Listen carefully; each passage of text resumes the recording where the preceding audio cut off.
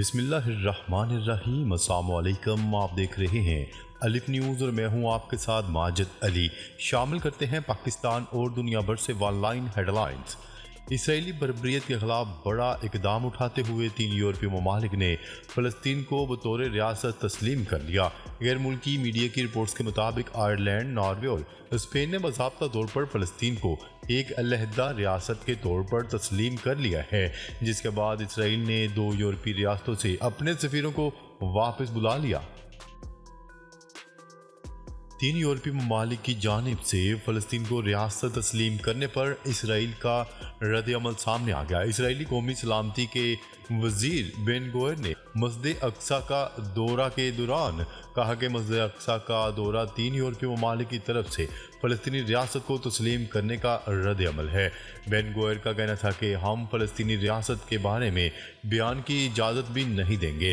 واضح رہے کہ 3 اہم ممالک ناروے، آئرلینڈ اور اسپین نے فلسطین کو بطور ریاست تسلیم کرنے کا اعلان کر دیا ہے۔ شاہ سلمان کی صحت تسلی بخش ہے، سعودی ولی عہد کا بیان سامنے آ گیا۔ سعودی عرب کے ولی عہد شہزادہ محمد بن سلمان کا کہنا ہے کہ شاہ سلمان بن عبدالعزیز ال سعود کی صحت تسلی بخش ہے۔ غیر ملکی خبرسا ادارے کی رپورٹ کے مطابق انہوں نے گزشتہ روز کابینہ کے اجلاس کے دوران شاہ سلمان بن عبدالعزیز ال سعود کی صحت کے بارے آگاہ کیا۔ یوکرین کا نیٹو ممالک سے جنگ میں براہ راست شمولیت کا مطالبہ۔ یوکرین کے صدر ولادیمیر زیلنسکی کا کہنا ہے کہ وہ روسی میزائلوں کو روکنے میں مدد اور ان کے ملک کو سرحد کے قریب جمع ہونے والے فوجی سازوسامان کے خلاف مغربی ہتھیاروں کے استعمال کی اجازت دے کر شراکت داروں کو جنگ میں مزید براہ راست ملوث ہونے پر زور دے رہے ہیں۔ ولادیمیر زیلنسکی نے تجویز پیش کی کہ پڑوسی نیٹو ممالک کی مسلح افواج یوکرین کی سرزمین پر آنے والے روسی میزائلوں کو روک سکتی ہیں تاکہ یوکرین کو اپنی حفاظت میں مدد مل سکے۔ روس نے خطرے کی گھنٹی بجا دی۔ روس کے نان اسٹریٹجک نیوکلیر ہتھیار تیار، عملی مشقوں کا آغاز۔ روس نے نان اسٹریٹجک نیوکلیر ہتھیار تیار کر لیے ہیں اور اسے استعمال کرنے کی عملی مشقوں کا آغاز کر دیا گیا۔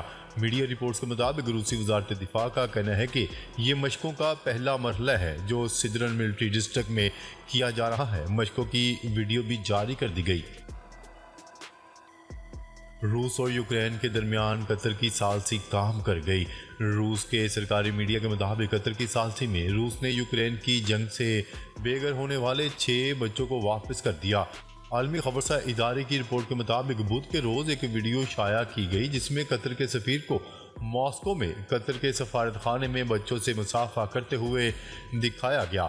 ان لڑکوں کی عمر 6 سے 17 سال کے درمیان ہے، جن میں 2 بھائی بھی شامل ہیں۔ حماس چیف اسماعیل ہانیہ کی تہران میں آیت اللہ خامنئی سے ملاقات۔ ایران میں موجود حماس کے رہنما اسماعیل ہانیہ نے بدھ کو ایرانی سپریم لیڈر آیت اللہ خامنئی سے تہران میں ملاقات کی۔ خبرسا ایجنسی کی رپورٹ کے مطابق حماس کے سربراہ اسماعیل ہانیہ نے سپریم لیڈر آیت اللہ خامنئی سے ایرانی صدر ابراہیم رئیسی، وزیر خارجہ حسین امیر اور دیگر کی وفات پر تعزیت کا اظہار کیا۔ خبرسا ایجنسی کی رپورٹ کے مطابق اسماعیل ہانیہ نے ایرانی صدر ابراہیم رئیسی کی نماز جنازہ میں بھی شرکت کی۔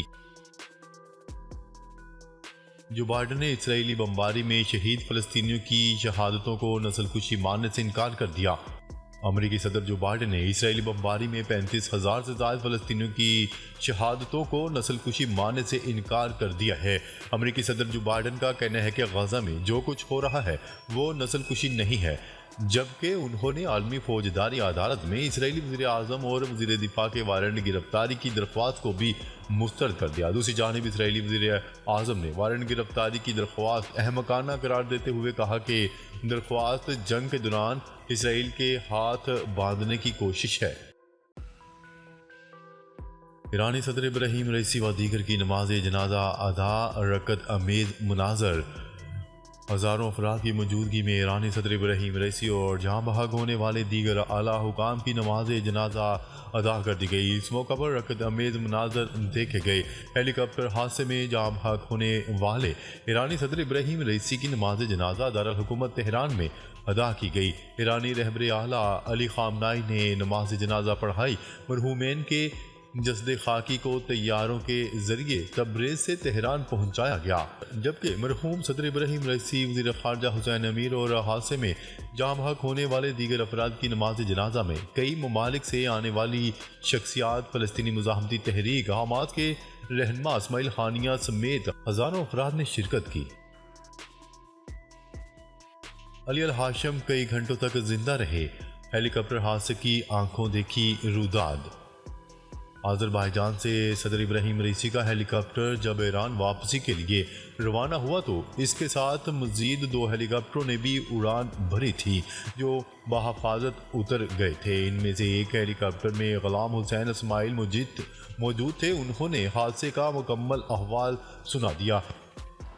ایران کے صدارتی چیف آف سٹاف نے ہیلی کاپٹر کے حادثے کے بارے میں بتایا کہ ایران کے علاقے ورزقان میں جہاں صدر ابراہیم رئیسی کا ہیلی کاپٹر گر کر تباہ ہوا تھا، شروع میں اور ایک دن پہلے ہونے والی زیادہ تر پروازوں کے دوران موسم کی صورتحال بالکل ٹھیک تھی۔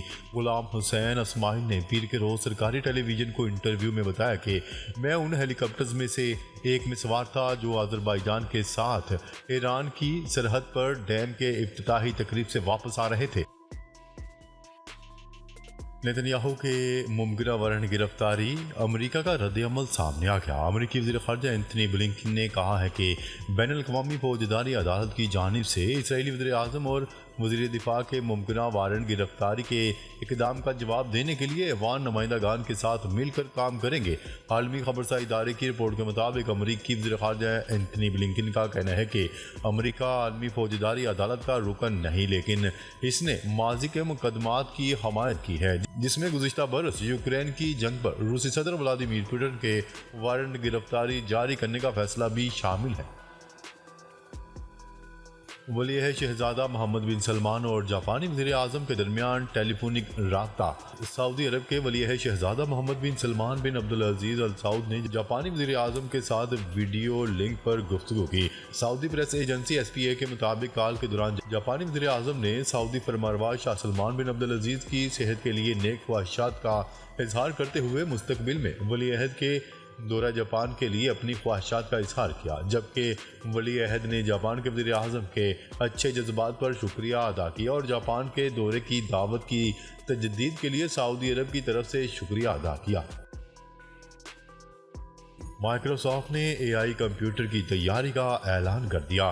غیر ملکی خبرساں ایجنسی کی رپورٹ کے مطابق مائیکروسافٹ کمپنی نے ایک ایونٹ میں کوپائلٹ پلس نامی کمپیوٹرز متعارف کروانے کا اعلان کر دیا جو نئی طرح کے ونڈو کمپیوٹرز ہوں گے۔ ان کمپیوٹرز یا لیپ ٹاپ میں ایسے ہارڈ ویئر کو استعمال کیا جائے گا جو جنریٹو AI کو پائلٹ ماڈل کو کلاؤڈ کی بجائے مشین کے اندر ہی پروسیس کرنے کی صلاحیت رکھتے ہوں گے۔ سعودی کابینہ نے پاکستانی انٹیلیجنس کے ساتھ تعاون کے معاہدوں کی منظوری دے دی۔ سعودی کابینہ نے دہشت گردی کی روک تھام کے لیے سعودی پبلک پروسیکیوشن اور پاکستانی انٹیلیجنس کے ساتھ تعاون کے معاہدے کی منظوری دے دی۔ سرکاری سعودی خبرساں ایجنسی کی رپورٹ کے مطابق ولی عہد شہزادہ محمد بن سلمان کی زیر صدارت کابینہ کا اجلاس ہوا۔ کابینہ نے وزیر توانائی کو پاکستان کے ساتھ توانائی کے شعبے میں بھی تعاون کے معاہدے پر دستخط کرنے کے ذمہ داری تفویض کی ہے۔ ایرانی صدر کی وفات، اقوام متحدہ میں 1 منٹ کی خاموشی پر اسرائیل کی تنقید۔ ایرانی صدر ابراہیم رئیسی کی وفات پر اقوام متحدہ میں 1 منٹ کی خاموشی پر اسرائیلی مندوب نے بدتمیزی کا مظاہرہ کیا۔ ایرانی صدر ابراہیم رئیسی کے ہیلی کاپٹر حادثے میں جاں بحق ہونے پر اقوام متحدہ کی سلامتی کونسل کے ارکان نے ان کو خراج عقیدت پیش کرنے کے لیے پیر کو منعقدہ اجلاس کے آغاز میں 1 منٹ کی خاموشی اختیار کی۔ اس موقع پر ایرانی ہیلی کاپٹر حادثے پر اقوام متحدہ میں مختلف ممالک کے مندوبین نے کھڑے ہو کر 1 منٹ کے لیے خاموشی اختیار کی تھی۔ امریکہ کے مندوب نے بھی اس دوران کھڑے ہو کر تعزیت کا اظہار کیا۔ دوسری طرف اس اقدام پر اسرائیل کے مستقل مندوب خوش نظر نہ آئے اور 1 منٹ بعد پھر ہٹ دھرمی اور بدتمیزی کا مظاہرہ کیا۔ انہوں نے ارکان کے اس عمل پر غصے کا اظہار کیا۔ عالمی مالیاتی ادارے IMF نے حکومت سے ملک بھر میں گیس مہنگی کرنے کا مطالبہ کر دیا۔ ذرائع کے مطابق IMF نے ڈومیسٹک فرٹیلائزر CNG سیمنٹ کے لیے اگست سے گیس کے نرخوں میں اضافے کی تیاری شروع کر دی۔ پروٹیکٹڈ اور نان پروٹیکٹڈ صارفین کے لیے بل 100 سے 400 روپے تک بڑھانے کی تجویز کی گئی ہے۔ ڈالر مزید مہنگا۔ تیسرے کاروباری روز کے اختتام پر انٹر بینک میں ڈالر کی قیمت میں مزید معمولی اضافہ ریکارڈ کیا گیا۔ اسٹیٹ بینک آف پاکستان کی جانب سے جاری اعداد و شمار کے مطابق بدھ کو کاروبار کے اختتام پر انٹر بینک میں ڈالر کی قیمت میں مزید 8 پیسے کا معمولی اضافہ ہوا، جس کے بعد امریکی کرنسی 278 روپے 39 پیسے سے بڑھ کر 278 روپے 47 پیسے کی سطح پر بند ہوئی۔ قائم مقام صدر یوسف رضا گیلانی کی PTI کو مذاکرات کی دعوت۔ قائم مقام صدر مملکت یوسف رضا گیلانی نے بھی پاکستان تحریک انصاف کو مذاکرات کی دعوت دیتے ہوئے کہا ہے کہ ملک کے لیے سب کو ایک میز پر بیٹھنا ہوگا۔ چیئرمین سینٹ اور قائم مقام صدر یوسف رضا گیلانی نے کراچی میں بانی پاکستان قائد اعظم محمد علی جناح کے مزار پر حاضری دی۔ انہوں نے مہمانوں کی کتاب میں اپنے تاثرات بھی درج کیے۔ ناظرین، اب تک کے لیے اتنا ہی۔ مزید خبریں لے کر بہت جلد آپ کی خدمت میں حاضر ہوں گے۔ تب تک کے لیے اپنا خیال رکھیے گا۔ اللہ نگہبان۔